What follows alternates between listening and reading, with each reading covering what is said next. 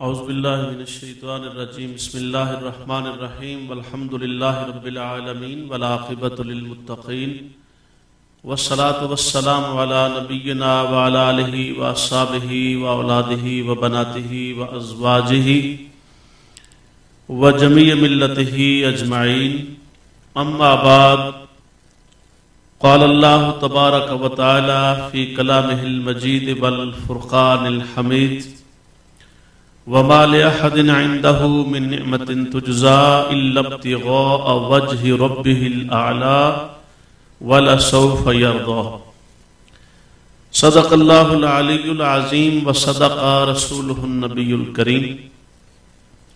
نہایت مکرم و محترم قابل صد تکریم و تعظیم مسند صدارت کی زیب و زینت و رونق سلسلہ عالیہ نقشبندیہ اسلمیہ مجددیہ صدیقیہ کے فیوز و برکات کے تقسیم کنندہ اور بحمد اللہ تعالی اس عظیم سلسلہ کی وہ عظیم ترین ہستی بحمد اللہ تعالی جنہوں نے ہمیشہ اپنے والد بزرگوار عظیم زمانے کی وہ ہستی جنہوں نے عقائد کی دنیا میں اسلام کی خدمات میں بہت بڑا کام اور فریضہ سر انجام دیا اور اس فریضے کی انجام دہی میں اس بات کو مد نظر رکھا کہ کہیں عقیدہ کے اندر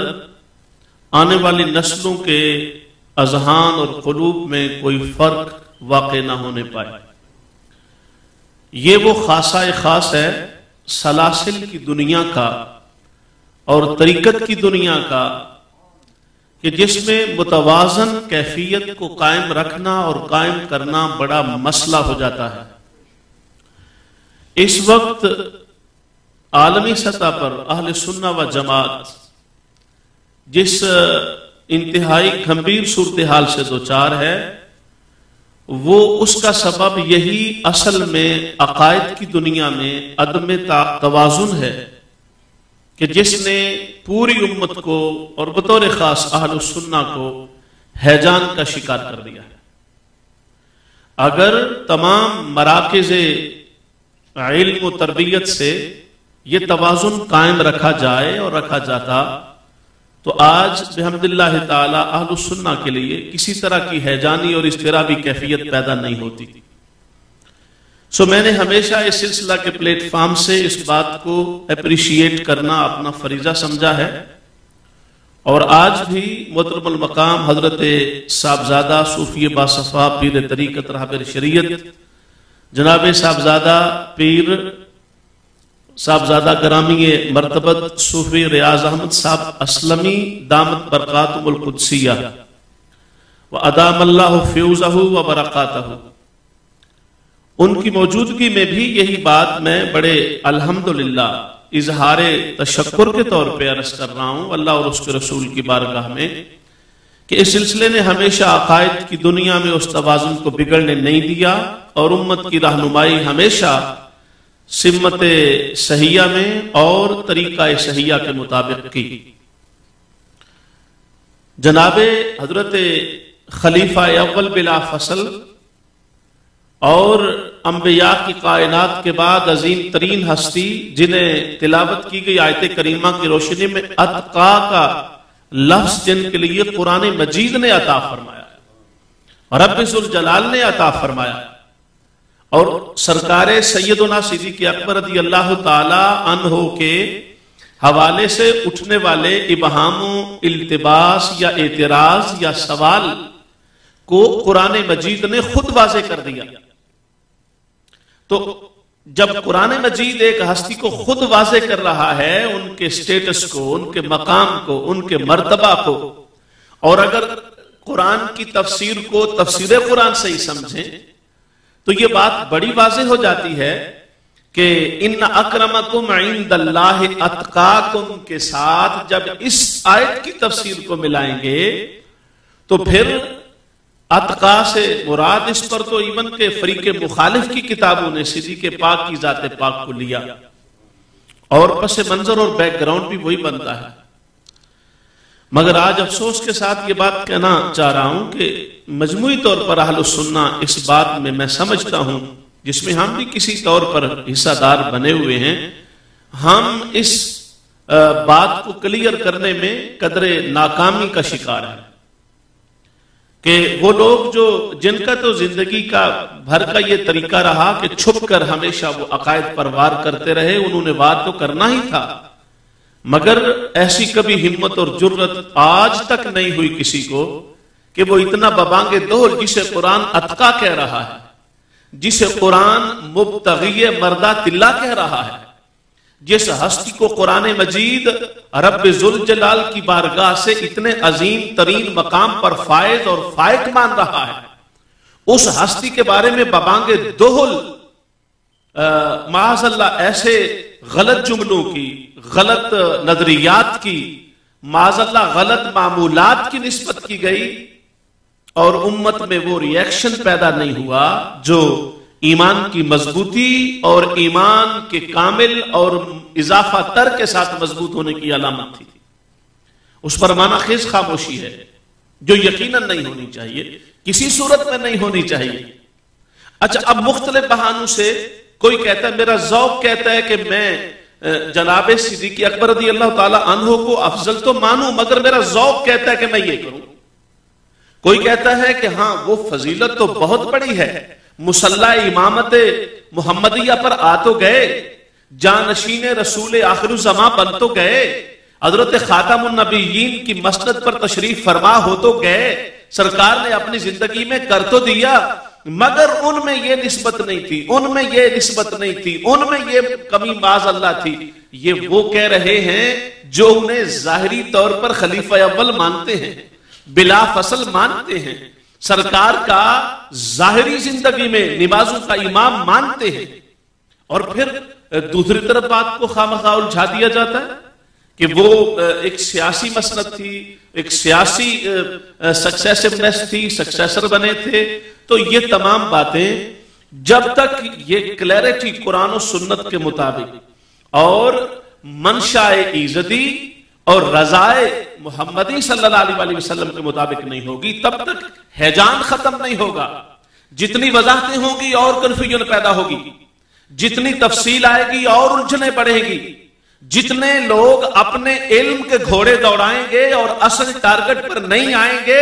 اتنی امت کے اندر تشدد و افتراق اور زیادہ بڑھے گا۔ یہ تبھی ختم ہوگا کہ جب فیصلہ وہی مانا جائے جو اہل بیت نے مانا ہے، جو صحابہ پاک نے مانا ہے، جو ائمہ اطہار نے مانا ہے، جو علماء و اسلاف و اکابر اسلام نے مانا ہے، اس کو مانا جائے گا تو یہ مسئلہ صرف کانفرنس سے حل ہونے والا نہیں ہے۔ کوئی کتنا بڑا ہے، کوئی کیا ہے، بڑائی بڑی بات سے ہوتی ہے، بڑائی بڑے کام سے ہوتی ہے، اور آج تک کی مسلمہ حقائق کو ایک طرف رکھ کر کسی صورت میں اس طرف جانا ممکن نہیں۔ چونکہ حضرت صاحبزادہ صاحب گرامی مرتبت کا فرمان اور ارشاد جس کے مطابق ہے، انہی حدود کے اندر رہ کر میں احتیاط سے اپنی بات آپ تک پہنچا رہا ہوں۔ جناب سیدنا صدیق اکبر رضی اللہ تعالی عنہ کی مقام جو شان اولیت ہے، تو کیا شان اولیت کا قرآن مجید نے ذکر نہیں کیا؟ احادیث مبارکہ میں اولیت کا ذکر نہیں آیا؟ اور پھر یہ کہدان اب دو ٹوک انداز میں جی یہ تو کوئی ذکر نہیں ہے، یہ کیا بات آپ کر رہے ہیں؟ اولیت اضافی کیا ہوتی ہے؟ اولیت اضافی ہم آپ سے سمجھیں گے یا امام الائمہ امام اعظم ابو حنیفہ سے سمجھیں گے؟ دیکھیں محترم ناظرین و سامعین، حضرت صاحب کی موجودگی میں جو پہلے اسلام قبول کرنا ہے، قرآن مجید نے السابقون الاولون کا لفظ اور عظیم منصب اور عظیم خطاب ان کے لیے ارشاد فرمایا کہ جو پہلے تھے اسلام قبول کرنے میں اول تھے، اور اسلام کو اپنے لیے اس کے دائرہ میں آنا ان کی اولیت کے طور پہ تھا اور سبقت میں تھا، یعنی ایک دوسرے سے بڑھ چڑھ کر انہوں نے اسلام کے اندر اپنے آپ کو لے کے آئے اور اسلام کے دامن سے اپنے آپ کو مزین فرمایا۔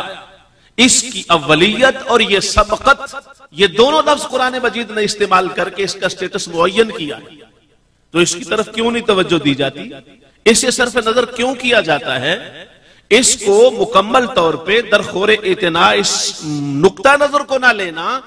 صاف ظاہر ہے یہ عدل اور انصاف علم اور اسلام کے حقائق تعلیمات کی دنیا میں نہیں ہے۔ تو پہلے جو اسلام قبول کیا، اب اس میں پھر ہوا کہ پہلے اسلام جناب صدیق پاک نے کیا، سیدہ خدیجہ الکبریٰ رضی اللہ تعالی عنہا نے کیا، حضرت زید بن حارثہ نے کیا، حضرت علی المرتضی شیر خدا رضی اللہ تعالی عنہ نے کیا۔ جب یہ اولیت فضیلت تھی تو اولیت کی باس آئی، یہ بات تو طے ہو گئی، فضیلت تھی اولیت میں، باس اولیت کی آئی، پھر اس میں اولیت میں نام آتے گئے۔ اب ان تمام ناموں کی اولیت کو کیٹیگرائز کر دیا امام الائمہ امام اعظم ابو حنیفہ رحمت اللہ تعالی علیہ۔ تو جب امام صاحب نے کر دیا، کیٹیگرائز کر دیا اور اس کو مزید اس انداز میں الیبوریٹ کر دیا، ایکسپلین کر دیا، وہ اس انداز میں کہ بچوں میں پہلا نمبر حضرت علی المرتضی شیر خدا رضی اللہ تعالی عنہ کا، خواتین میں حضرت سیدہ خدیجہ الکبریٰ رضی اللہ تعالی عنہ کا پہلا نمبر، بالغ مردوں میں حضرت صدیق پاک سیدنا ابو بکر صدیق رضی اللہ تعالی عنہ کا پہلا نمبر، یہ مختلف غلاموں میں حضرت زید بن حارثہ رضی اللہ تعالی عنہ کا پہلا نمبر اسلام قبول کرنے میں۔ تو یہ جب 4 نام مکمل ہو گئے تو ان 4 ناموں کے اندر اولیت کا ذکر آ گیا۔ ہم موازنہ کی بات کی طرف نہیں جاتے، مگر اگر آپ کلی اطلاق بھی کریں گے نا، مطلقاً اول بتائیں جی، تو مطلقاً جب اول بتائیں گے تمام تقاضوں کے مطابق، تو اس کیٹیگری اور اس کرائیٹیرین پر بھی جناب سیدنا صدیق اکبر 100% پورا اترتے ہیں۔ دوسری بات ہی نہیں کی ہے، یہ دوسری بات نہ کرنا کسی طور پر بھی یہ جناب سیدنا صدیق اکبر کا خاصہ خاص ہے۔ آپ اس کو پارشل سپریارٹی کہیں، پارشل بلیسنگز کہیں، یا اس کو کلی تو آپ کی بنے ہی بنے گی، اور وہ بنتی ہے اور بنائی گئی ہے اور وہ ثابت ہے، اور ثابت بمعنی اثبت ہے۔ لیکن اس مقام پر بھی ظاہری پیغام آیا اور فوراً بلا چنو چرا، بلا کسی فکر اور غور کے براہ راست سرکار پر تصدیق کی مور ثبت کر دی اور حلقہ اسلام میں اپنے آپ کو داخل کر لیا۔ یہ براہ راست جواب جناب صدیق اکبر اس میں تنہا ہے۔ اب میں دوسری طرف نہیں جاتا کہ دوسروں نے کیا تو کیا ہوا، ہاں بالکل ٹھیک ہے، سیدہ خدیجہ الکبریٰ رضی اللہ تعالی عنہا کا بھی یہ کمال ہے کہ آپ نے بھی اسلام قبول کیا، مگر اس میں ایک مشکل ہے اور ایک آسانی ہے۔ مشکل یہ تھی کہ زوجہ محترمہ ہے، زوجہ اپنے خامد سے اس کی جملہ کمزوریوں سے واقف ہوتی، اور زوجہ کا اپنے خامد کو افضل سمجھنا، بہتر سمجھنا، معتبر سمجھنا، معتمد سمجھنا، مخلص سمجھنا، مقام میں اونچا بلند اور برتر سمجھنا، یہ بہت بڑی عظمت کی دلیل ہوتی ہے، اور یہ ایک ایسی دلیل ہے کہ ایسی بڑی دلیل کو چاہیے نہیں ہوتی۔ یعنی جس شخصیت سے اگر ہم عام بات کریں خاتون اور مرد کی، میاں اور بیوی کی، تو ان کی آپس میں جتنی قرب ہے ظاہراً اور باطناً اسلام کی اجازت کے ساتھ وہ کہیں ہے نہیں۔ تو اتنا کلوز ہو کر اگر بیوی اتنے احترام کے مقام پر ہو کہ ادھر بات ہو اور ادھر کہیں حضور میں تو پہلے ہی سوچ رہی تھی کہ آپ اعلان کیوں نہیں کر رہے، یہ مقام ہے سجدہ پاک کا، حضرت خدیجہ الکبریٰ رضی اللہ تعالی عنہا کا۔ یعنی اس اعتبار سے مشکل مرحلہ ہے، مگر سیدہ پاک کے لیے مشکل مرحلہ نہیں ہوا۔ آپ نے بالکل بدل و جان سرکار پاک صلی اللہ علیہ وسلم کو ایمان کی شکل میں پہلے نمبر پر قبول کیا خواتین کے عالم۔ لیکن آسانی یہ تھی کہ آپ سرکار کے پاس ہر وقت موجود تھی،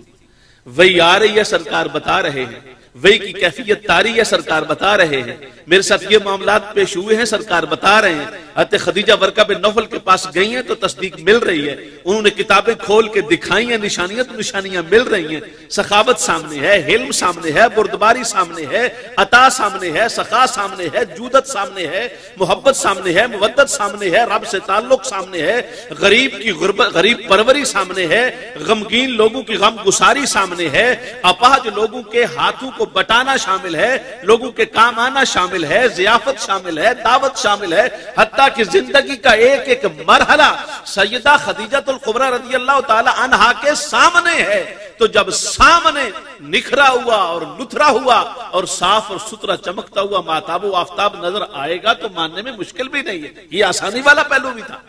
بلکہ خود سیدہ پاک سرکار کو ساتھ لے کے گئی اور جب انہوں نے تصدیق کی، ورقہ بن نوفل، حضرت ورقہ بن نوفل نے کہا کہ یہ وہی ناموس اکبر کی طرف سے پیغام ہے جو حضور پاک صلی اللہ علیہ وسلم کی طرف آیا ہے. تو وہاں آسانی ہے. پھر سیدنا صدیق اکبر رضی اللہ تعالیٰ عنہ اسلام لانے والوں کی دنیا میں پہلے نمبر پر وہ ہستی ہیں جو انڈیپینڈنٹ ہیں. اس میں بھی آپ کا کوئی ثانی نہیں ہے. لوگ پتہ نہیں کیسی باتیں کرتے ہیں. اگر یوں ایک ایک فضیلت کو بیان کرنے کوئی آئے گا نا تو اس کو تو دن کو تارے دکھا دے گے انشاءاللہ تعالی. اس کی وجہ یہ ہے کہ مواد ہی اتنا ہے. جان بوجھ کی آنکھیں بند کرنے سے حقائق چھپ تو نہیں جاتے نا. جناب سیدنا صدیق اکبر رضی اللہ تعالی عنہ انڈیپینڈنٹ ہیں، جوڈیشری کے ہیڈ ہیں، مکہ کی اس جوڈیشری کے ہیڈ جس کو بحر ظلمات لوگ کہتے ہیں، جسے کتابوں میں شب دیجور لکھا گیا ہے. آپ اندازہ کر سکتے ہیں شب دیجور کی کیفیات قبیحہ کے اندر اور حالات انتہائی نامساعدہ کے اندر جس ہستی کو چیف جسٹس دنیا مانتی ہے اس ہستی کو جناب حضرت صدیق اکبر کہتے ہیں. اس ہستی کا سٹیٹس آپ سمجھتے ہیں؟ آج کسی جماعت میں، کسی سلسلہ میں، کسی بڑے گروپ میں کوئی مؤثر شخصیت معاون ہو جائے، مؤید ہو جائے، تائید کر دے تو لوگ اس کو کتنا کہتے جی وہ فلاں کی تائید آ گئی، فلاں نے ساتھ دے دیا، فلاں شامل ہو گیا، فلاں کے آنے سے. یہ ہر جگہ پہ چلتا ہے. سیاست میں بھی چلتا ہے، مذہب میں بھی چلتا ہے، مسلک میں بھی چلتا ہے، جماعت میں بھی چلتا ہے، کیونکہ مساعدت سے کامیابی کا منزل قریب ہوتی ہے. حضور سیدنا صدیق اکبر رضی اللہ تعالی عنہ کا یہ کمال ہے کہ اس وقت مکہ کا چیف جسٹس صدیق پاک، جن کا کام چیف جسٹس کا کام مین کیا ہے، وہ گواہیوں کو لیتا ہے، گواہیوں کو سنتا ہے، حالات پر نظر رکھتا ہے، جرح کو دیکھتا ہے، نقد کو دیکھتا ہے، احوال کو دیکھتا ہے، معاملات کو سمجھتا ہے، پرکھتا ہے، کسوٹی لگاتا ہے، ترازو پہ تولتا ہے. اگر قربان جائیں صدیق پاک تیرے صداقت کے ترازو پر. کہ آپ نے تو ترازو پہ تولنا تو دور کی بات ہے، آپ نے تو جملہ ہی دوسرا نہیں بولا. ادھر صدا آئی ہے اور آپ نے اسی وقت لبیک کہا اور اس انداز سے لبیک. خود سرکار صلی اللہ علیہ وسلم نے فرمایا کہ ہر شخص پر میں نے اسلام قبول کیا ہے، اس نے مجھ سے پروف مانگا ہے، ایویڈنس مانگا ہے، مگر صدیق تنہا وہ ہے جس نے کوئی ایویڈنس نہیں مانگا. میری ذات کو ہی بطور ایویڈنس کے قبول کیا ہے، بلکہ اپنے ماتھے کی عظمت کا جھومر بنایا ہے. تو یہ کمال آپ کو انڈیپینڈنٹ دنیا میں افراد ذاتی طور پر افراد جن میں اختیار ہے ہر طرح کا، ان میں تنہا جناب سیدنا صدیق اکبر رضی اللہ تعالی عنہ ہیں کہ جنہوں نے اپنی انڈیپینڈنٹ کیپیسٹی میں جناب آقا پاک صلی اللہ علیہ وسلم کی بارگاہ میں حلقہ ایمان میں اور اسلام میں داخل ہوئے. اس لیول پر ہم نام نہیں لینا چاہتے کیونکہ ہم کسی ہستی کا مرتبہ کم کرتا ہوا یا کم ہوتا ہوا یہ ہمارا مشرب ہی نہیں ہے، اور نہ یہ سلسلے کی یہ ریت ہے. بحمداللہ تعالی جس عظیم ہستی کے ساتھ ہم بیٹھ کر بحمداللہ تعالی آج ایک بار پھر زندگی میں عقیدہ کی حقانیت کی بات کر رہے ہیں، تو جناب سیدنا صدیق اکبر کا یہ کمال منفرد کمال ہے مکمل طور پر. پھر آپ یہ دیکھتے ہیں کہ اتنی بڑی ہستی، وہ بھی پہلے نمبر پر بغیر سوچے سمجھے، ظاہراً بغیر دلیل طلب کیے، اور پھر یہی نہیں ہے کہ وہ کیا ہے اور کرنے کے بعد جب پہلی ملاقات کی ہے تو اس وقت پہلی ملاقات میں سیدنا صدیق اکبر رضی اللہ تعالی عنہ نے 40,000 اشرفی پیش کی ہے. 40,000. آج بھی اگر حساب کریں تو ایک بار بندے کی توجہ مکمل طور پہ جامد ہو جائے گی، جام ہو جائے گی. 40,000 سرکار نے کہا نہیں ہے، سرکار پاک کا مطالبہ صلی اللہ علیہ وسلم کا نہیں ہے، مگر قربان جائیں صدیق پاک آپ کی عظمت پر. مشکلات کا دور ہے، مصائب کا دور ہے، معاندت ہے، مخاصمت ہے، لوگوں کے حملے ہیں، مسلسل ٹکراؤ کی پالیسی ہے، وربل ان کی طرف سے پروسیکیوشن کا پروسیس کنٹینیو کر رہا ہے، مگر ان نامساعد حالات کے اندر ڈنکے کی چوٹ پر آقا کی تصدیق کرنا، قبول اسلام کے ساتھ اپنے آپ کو مزین کرنا اور پھر اپنی رقم سرکار کے قدموں پہ نچھاور کر دینا، اس میں بھی تنہا صدیق اکبر کی انفرادی حیثیت۔ آقا نے تو مانگا ہی نہیں، سرکار کی طرف سے اپیل آئی نہیں ہے، مطالبہ آیا ہی نہیں ہے، تو قربان جائیں جس ہستی کا فہم و ذکا اتنا کامل اور اکمل ہے کہ انہیں پتا ہے کہ خالی اس سے کام نہیں، ضرورت ہے مالی معاونت کی، تو مالی معاونت بھی مثالی پیش فرمائی جناب سیدنا صدیق اکبر رضی اللہ تعالی عنہ نے۔ اور پھر یہ بات قابل توجہ، اس کے بعد جتنے لوگ شامل ہوئے ہیں بااثر لوگ شامل ہوئے، یعنی یہ چار جو ہستیاں جن کا میں نے ذکر کیا، سرکار علی پاک کا ذکر کیا، سیدہ خدیجۃ الکبریٰ کا ذکر کیا، حضرت زید بن حارثہ کا ذکر کیا ہے، ان ہستیوں کا ذکر کیا، تو حضرت جناب سیدنا صدیق اکبر کا چوتھے اس انداز میں، مگر بالغ مردوں میں پہلے انداز میں آپ کا ذکر رضی اللہ تعالی عنہم۔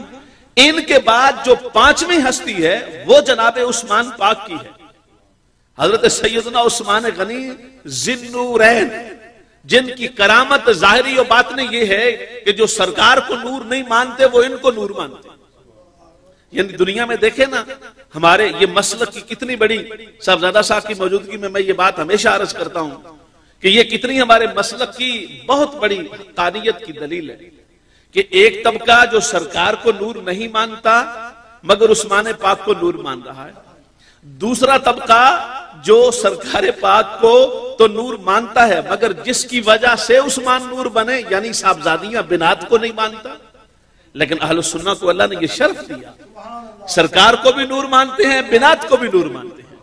اور پھر وہ نور جن کے ساتھ لاحق ہوا ہے ان کو ذی النورین بھی مانتے ہیں۔ تو یہ شفافیت عقیدہ کی کہیں نہیں مل سکتی ہے، اور اس پر دلائل کے لیے تو چونکہ ماحول دوسرا چاہیے مگر بات پہنچانا مقصود ہے، ان کی بھی فریق مخالف کی تمام کتابوں میں عثمان ذی النورین لکھا ہے۔ یہ جو بنات طیبات کا انکار کیا گیا نا میرے محترم سامعین و ناظرین، وہ انکار اسی وجہ سے کیا گیا ہے کہ اگر حضور پاک کی صاحبزادیوں کا انکار نہیں کرتے تو کائنات میں، کائنات کون سی؟ کائنات صحابہ نہیں، صرف کائنات اسلامی سرکار کی ظاہری باطنی حکومت و نبوت کی نہیں بلکہ کائنات انسانی میں وہ شخص تنہا جس کے عقد اور حبالہ اقدس میں بیک وقت دو صاحبزادیاں نبی کی آئی ہوئی، یہ کائنات انسانی میں ایک شخص ہے جس کا نام حضرت عثمان ذی النورین ہے، ایک شخص، اس پر پوری دنیا متفق ہے۔ ہم آج والے لوگوں کی بات نہیں کرتے جو دلائل سے بات نہیں کرتے، دھونس اور دھاندلی کی بات کرتے ہیں، کتابیں سب کی متفق ہیں کہ عثمان غنی رضی اللہ تعالی عنہ کے عقد پاک میں دو صاحبزادیاں سرکار کی تشریف لائیں، اور وہ تشریف کیسے لائیں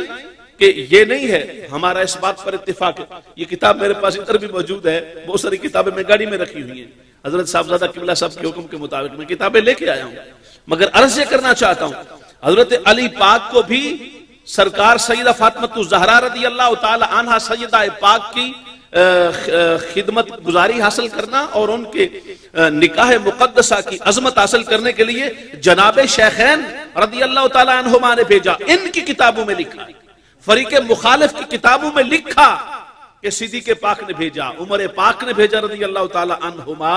اور جب بھیجا اور سرکار نے فرمایا کہ ہاں، تو حضرت علی المرتضی شیر خدا کے الفاظ تھے کہ اللہ تبارک و تعالی نے سرکار کے ذریعہ سے فاطمہ کا نکاح مجھ سے کیا ہے، اللہ نے، اور یہی اصول حضرت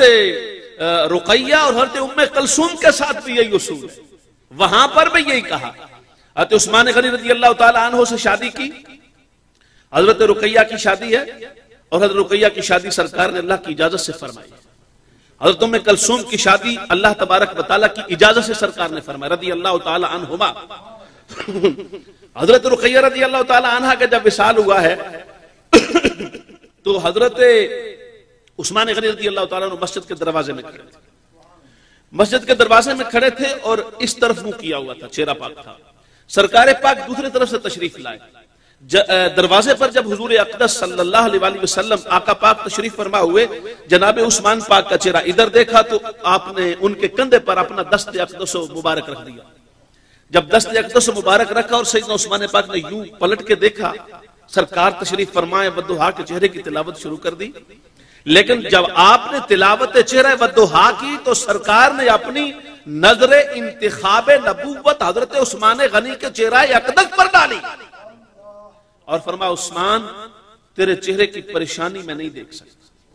مجھے وجہ بتاؤ کہ تمہارے چہرے میں پریشانی کیوں،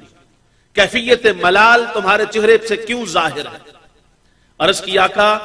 حضرت رقیہ میرے حبالہ عقد میں تھی تو میں فخر کرتا تھا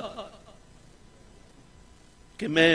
نبی آخر الزمان خاتم النبیین کا داماد ہوں. وہ شرف ظاہری مجھ سے چھن گیا ہے اور وہ ظاہری شرف جو مجھ سے چھنا ہے نا، اس کا قلق اور درد مجھے اتنا ہے کہ وہ قلق اور درد ایک کیفیت بن کر میرے چہرے پر مسلسل ملال کی کیفیت طاری کیے ہوئے ہیں. سرکار پاک کا ایک ہاتھ سیدنا عثمان غنی کے کندھے پاک پر تھا اور دوسرا ہاتھ سرکار نے یوں اشارہ کیا اور فرمایا ہاذا جبرائیل. عثمان یہ جبرائیل کھڑے ہیں، تو دیکھ یا نہ دیکھ میں محمد پاک بتا رہا ہوں، یہ جبرائیل علیہ السلام کھڑے ہیں اور انہوں نے ابھی مجھے اللہ کا پیغام پہنچایا ہے کہ ان ازوجاکا، کہ میں تیری شادی کر دوں بنتی اپنی دوسری بیٹی کے ساتھ. سرکار پاک کی یہ الفاظ ہیں، یہ جبرائیل کھڑے ہیں،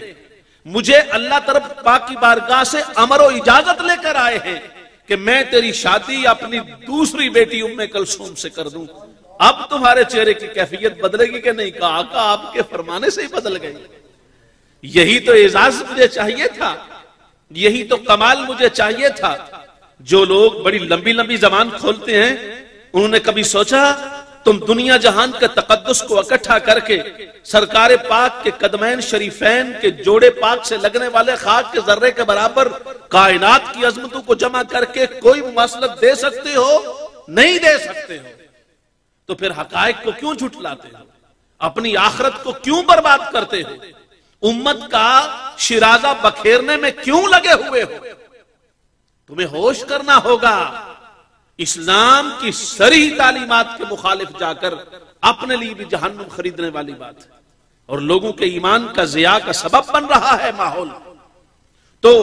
جب سرکار صلی اللہ علیہ وسلم نے یہ فرمایا، اور یہ قابل توجہ بات ہے، اعلان نبوت کے بعد سرکار صلی اللہ علیہ وسلم کا سب سے پہلا داماد عثمان غنی، دوسرا داماد جناب عثمان غنی، اور جناب عثمان غنی کا تعلق بنو امیہ سے ہے. طبقہ، پورے طبقہ میں سے کسی کو معاذ اللہ غلط کہنا بہت بڑی جسارت اور غلطی ہے. بطور قبیلہ بنو امیہ پر جتنی بھی لوگ اتہام بازی کر رہے ہیں وہ اسلام کے ساتھ وفا نہیں کر رہے، اسلام سے بے وفائی ہے، آقا پاک کی فکر اقدس سے بے وفائی ہے، رسالت مآب کے عمل طیب سے بے وفائی ہے، حضور پاک کے کاشانہ اقدس کی طہارت سے بے وفائی ہے. پہلی صاحبزادی سیدہ زینب کی شادی بنو امیہ، دوسری صاحبزادی جناب رقیہ کی شادی بنو امیہ میں حضرت عثمان سے، تیسری صاحبزادی حضرت ام کلثوم کی شادی بنو امیہ حضرت عثمان سے. اور پھر اگر تھوڑا سا اوپر جائیں تو آپ کو پتا ہے میرے محترم ناظرین و سامعین کو اس بات کا علم ہونا چاہیے، اگر نہیں تو اس کو یاد فرمائیں. حضرت جناب صدیق عثمان غنی رضی اللہ تعالی عنہ کی والدہ ماجدہ کا نام ہے عروہ، اور عروہ کی والدہ ماجدہ کا نام ہے ام حکیم البیدہ، اور ام حکیم البیدہ حضرت عبد المطلب کی بیٹی ہیں. یعنی جناب سیدنا عثمان پاک صرف ددحال سے سرکار کے نسبی نہیں ہیں بلکہ وہ آپ نے ننہال سے بھی سرکار کے نسبی ہیں. بنو امیہ کے اندر شادی کی، بنو امیہ کے اندر شادی کی ہے کس نے؟ حضرت عبد المطلب نے. شوق سے ثابت کرو، ہمارا تو عقیدہ ہے ہم حضرت عبد المطلب کی جملہ عظمتوں کو مانتے ہیں، کیونکہ ان عظمتوں کو ماننا آقا پاک کی عظمتوں کو ماننا ہے، اور نہ ماننا سرکار پاک کی عظمتوں کو ماننے میں کمی کرنا ہے. مگر مان کر انصاف کرو نا، عبد المطلب کی بیٹی جس خاندان میں گئی ہے اس کو گالیاں کیوں دیتے ہو؟ اس سباب قبیلہ کا کوئی کسی کے پاس ذرہ برابر بھی جسٹیفیکیشن ہے نہیں ہے. یہ پارٹی بازی اسلام میں نہیں چلنی چاہیے. اور میں عوام اہل سنت سے حضرت صاحب کی موجودگی میں یہ بات عرض کر رہا ہوں کہ حقائق کو مسخ کرنا اسلام سے بے وفائی ہے، عقیدہ سے بے وفائی ہے. میرا ذوق کی کوئی حیثیت نہیں ہوتی. ذوق شریعت کے تابع جو ذوق ہوگا وہی ذوق قابل عمل بھی ہوگا، قابل اجر بھی ہوگا، مقبول اور منظور ببارگاہ مصطفیٰ اور ببارگاہ خدا تبھی ہوگا جب وہ ذوق شریعت کے تابع ہوگا. تو اس لیے میں یہ بات اپنے محترم ناظرین کی خدمت میں عرض کرنا چاہتا ہوں کہ جناب پھر حضرت ام کلثوم کا وصال. جب حضرت ام کلثوم کا وصال ہوا تو اب حضور نے حضرت عثمان غنی کو روتے ہوئے دیکھا. جب روتے ہوئے دیکھا تو سرکار تشریف لائے، فرمایا عثمان مجھے پوچھنے کی ضرورت نہیں، مجھے پتا ہے تیری آنکھوں میں کیوں آنسو ہیں، مگر اب تم جانتے ہی ہو اگر میرے پاس میری 40 بیٹیاں بھی ہوتی نا تو ایک ایک کر کے میں تیرے نکاح میں دیتا چلا جاتا. دنیا کائنات میں یہ جملہ ایک سیدنا عثمان غنی کے لیے ملے گا. تم تفرعات کو بڑا تلاش کرتے ہو، تم کہتے ہو وہ اس نے وہ کہہ دیا، اس نے وہ کہہ دیا، اس نے وہ کہہ دیا. میں تمہیں چیلنج کر رہا ہوں پوری کائنات صحابہ میں اور انسانی میں کسی کے لیے یہ جملہ دکھاؤ کہ سرکار نے فرماؤ میری اگر 40 بیٹیاں بھی ہوتی تو ایک ایک کر کے ساری تیرے نکاح میں. اس کا مطلب ہے سرکار پاک اتنا خوش تھے نا جناب عثمان غنی رضی اللہ تعالیٰ عنہ سے، تبھی تو یہ فرمایا. اگر معاذ اللہ ذرہ برابر بھی ایسی بات ہوتی تو سرکار یہ فرماتے نہیں فرماتے. فرمانا تھا ہی نہیں سرکار، کیونکہ سرکار کا ٹکڑا ہے وہ بھی. حضرت رقیہ، حضرت زینب، حضرت ام کلثوم وہ بھی سرکار پاک کے جسم اقدس کا جگر کا ٹکڑا ہے. اور اس میں کوئی شک نہیں ہے بڑی بہن ہونے کے ناطے اس اعتبار سے فضیلت میں وہ بڑی ہیں سیدہ فاطمہ زہرا رضی اللہ تعالی عنہا سے اس جزوی فضیلت میں. باقی جو معاملات اس پر تو اہل سنت کا بالکل موقف درست ہے اور بڑا واضح موقف ہے. تو میرے کہنے کا مقصد یہ تھا کہ سیدنا عثمان غنی رضی اللہ تعالی عنہ کا یہ شرف ہے اور یہ امتیاز ہے. تو عثمان نے 5ویں نمبر پر اسلام قبول کیا اور وہ کس کے کہنے پر کیا؟ جناب صدیق پاک کے کہنے پر. کیسے کہا؟ حضرت عثمان غنی رضی اللہ تعالی عنہ کی خالہ صاحبہ گھر میں تشریف لائی. یہ اس وقت کی بات ہے جب صدیق پاک نے اعلان کر دیا تھا اسلام کا. تو اسی دنوں میں عثمان پاک کی خالہ تشریف لائیں گھر میں اور سامنے بٹھا کے دیکھ رہی ہیں، مسکرا رہی ہیں. عثمان متوجہ ہوئے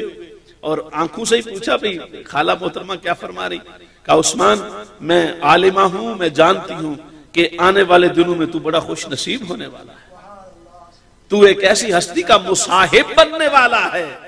کہ جو ہستی 14 طبقوں کی کائنات میں اعلیٰ ترین، افضل ترین اور عظیم ترین ہستی ہے، یعنی تاجدار ختم نبوت کی تجھے مصاحبت خاصہ ملنے والی ہے. حضرت عثمان فرماتے میں باتیں سن رہا تھا، توجہ بھی کر رہا تھا، مگر چونکہ میرے بارے میں ایک مثبت اشارے تھے تو میں اس میں تھوڑا حیران بھی تھا کہ میری خالہ جان کو ان باتوں کا کیسے علم ہو گیا. تو فرماتے ہیں آس پاس جو گھر کے افراد بیٹھے تھے انہوں نے کہا کہ آج عثمان کے لیے تو بڑا خوشی کا وقت ہے کہ خالہ جان عثمان کے لیے خوشی کی باتیں کر رہے ہیں، خوشی کی باتیں کر رہے ہیں، خوشی کی باتیں کر رہے ہیں. وہاں سے نکلے اور جب وہاں سے نکلے تو نکل کے باہر تشریف لے کے گئے کہ جناب صدیق اکبر کی بارگاہ میں جاتا ہوں. اچھا، سیدنا صدیق اکبر کا اور سیدنا عثمان غنی کا آپس میں تجارت کی پارٹنرشپ بھی تھی. یہ ٹریڈنگ میں پارٹنر تھے دونوں ایک دوسرے کے. کیا کمال ہے، کیسی پارٹنرشپ ہے. ایک پارٹنر صدیق پاک ہے سبحان اللہ جو خلیفہ بلا فصل ہے اور کائنات انبیاء کے بعد روئے زمین پر افضل ترین ہستی ہے، نہ صرف روئے زمین پر بلکہ روئے سماوی پر بھی. ایک پارٹنر وہ اور دوسرا پارٹنر جناب عثمان پاک جو ذی النورین،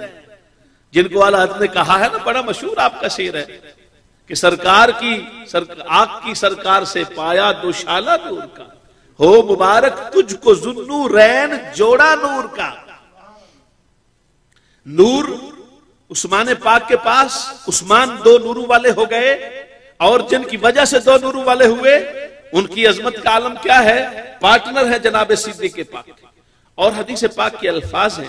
لا تصاحب الا مومنا، کہ اگر تم نے دنیا داری میں بھی کسی کو دوست بنانا ہے نا تو ایسے کو دوست بناؤ جس کی دوستی سے تمہارا ایمان مضبوط ہو، کمزور نہ ہو۔ کتنا عظیم ترین فارمولہ دیا ہے اسلام کی زبان میں،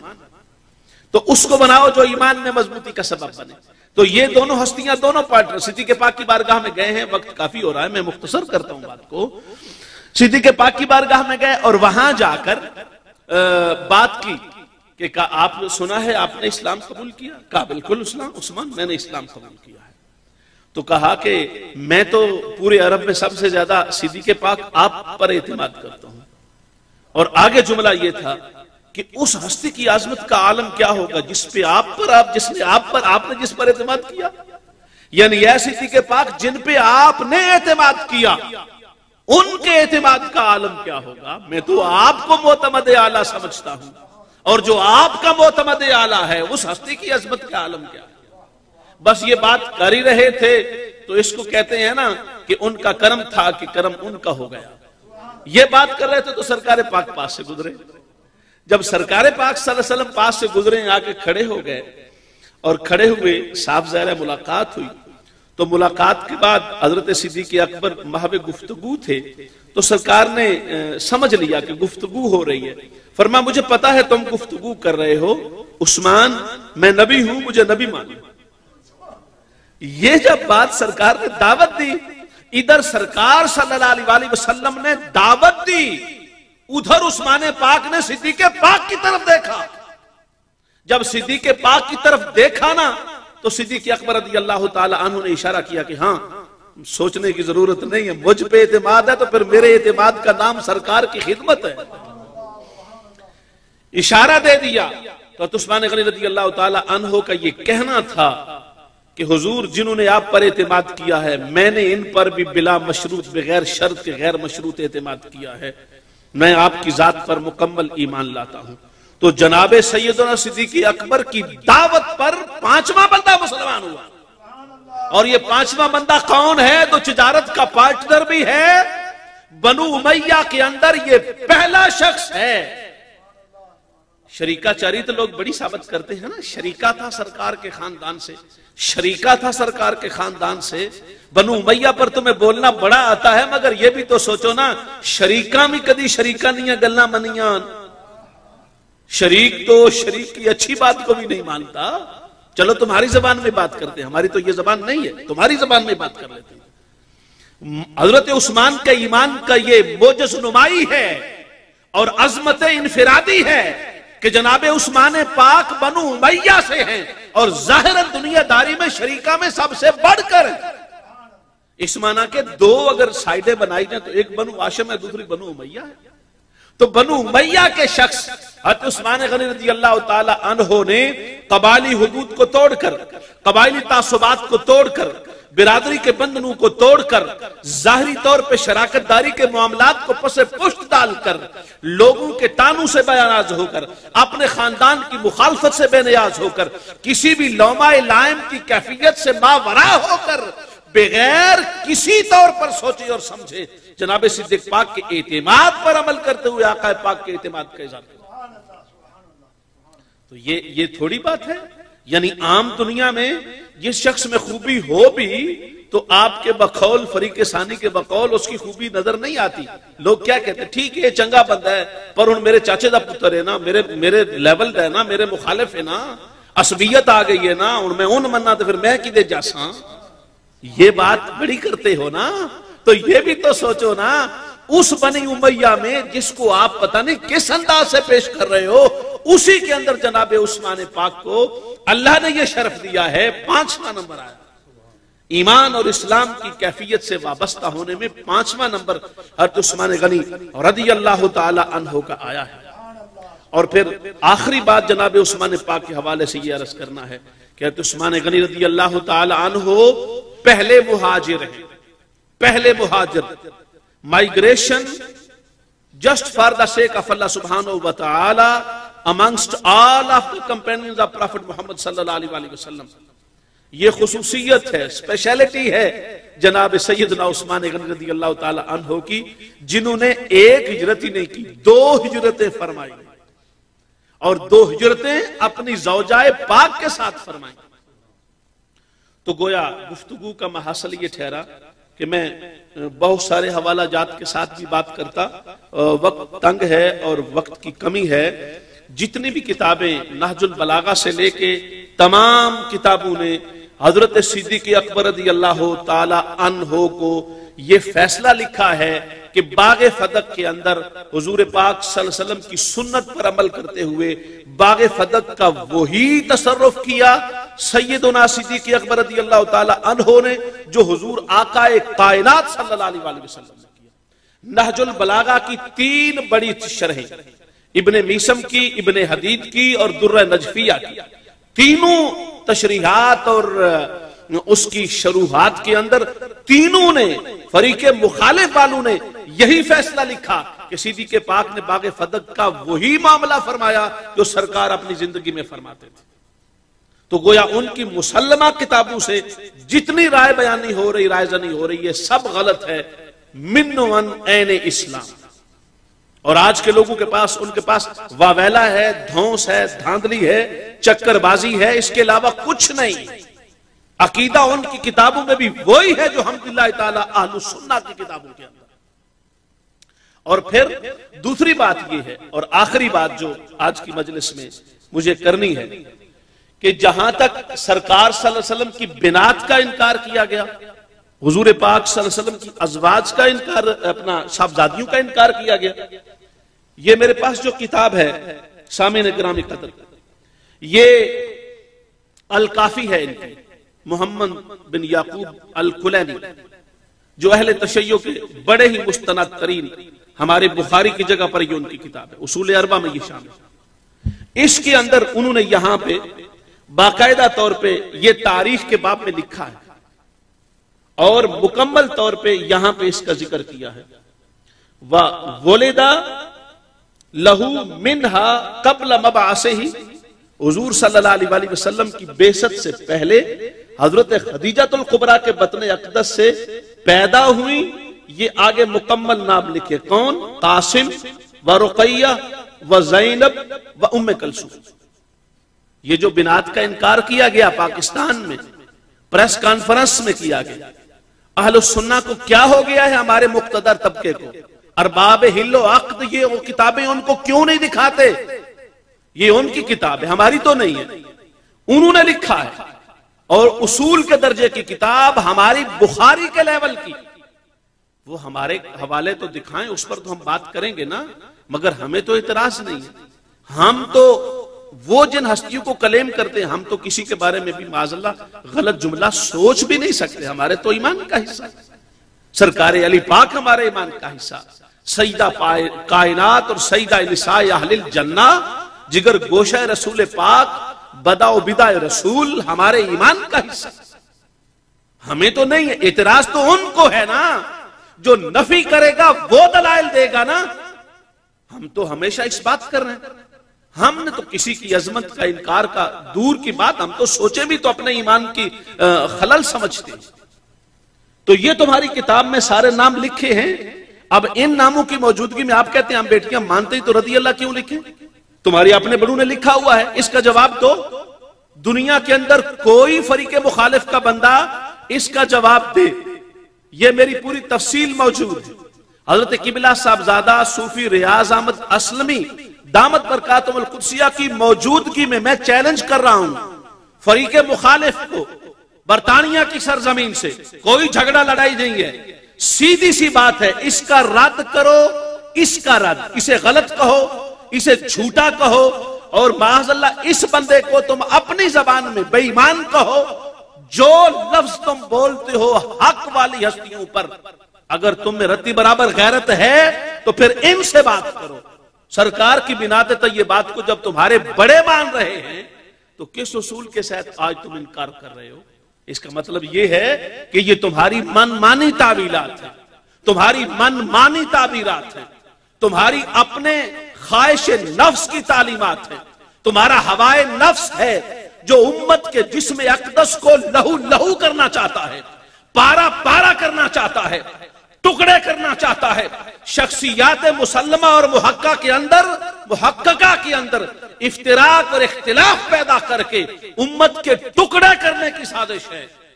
اور یہ سازش ہم کسی صورت میں نہیں ہونے دیں گے، کیونکہ ہم ان ہستیوں کے نام پہ پل رہے ہیں، ہمارا ظاہر بھی ان سے وابستہ ہے، ہمارا باطن بھی ان سے وابستہ ہے۔ میں شکر گزار ہوں انتہائی زیادہ حضرت صاحبزادہ والا شان پیر طریقت رہبر شریعت حضرت صاحبزادہ صوفی ریاض احمد صاحب اسلمی دامت برکاتہم القدسیہ، جنہوں نے اپنے بڑے حضرت صاحب کی اور سے پاک کی محفل عظیم کے اندر ایک نہایت خوبصورت مجلس سجائی، اور ہم نے بحمداللہ تعالی اس کے اندر کلیدی طور پر کیے گئے اعتراضات کا جواب پیش کیا ہے، اور ہم مسلک اہل سنہ کے تحقق کے لیے، اور یہ سٹیج بحمداللہ تعالی اسلمیہ مجددیہ کا یہ پلیٹ فارم بحمداللہ شروع سے تحقق کے عقیدہ حق اہل سنہ کے لیے برسر پیکار ہے، اور اس کا جتنا بھی عوام اہل سنہ اس موقف کی، اس مشرب کی، اس سلسلہ طریقت کی مدح سرائی اور شکر ادا کرے وہ کم ہے، کیونکہ عقائد پہ پہرا دینا مشکل ترین کام ہے، اور